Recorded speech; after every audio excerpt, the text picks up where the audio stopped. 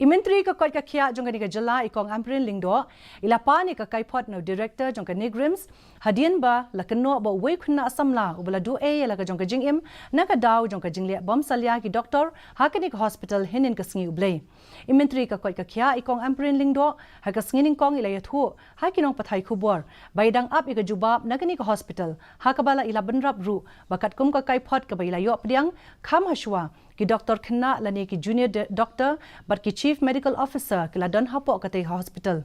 katkum ka jing sakhi ne ki parlok par George uni samla yaw bala tip kerteng ko Suraj Prasad Gupta but yu bala let yalam sha hospital Neigrihms ki layat hu ba ki la kerpa jingerap ne ki doctor nakabentaw parlok jongki Henry Omdan manu ru bansha skor yaki jingkerpat sngolem jongki kabala penlong yu Gupta baun klat no tangshi tengpor already on duty that evening, and there were CMOs or medical officers already also attending to the patient. I don't know exactly what happened. In order to understand the situation completely, I have requested the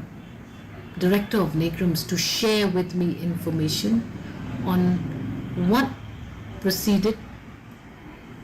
to that conflict that occurred in Neigrihms,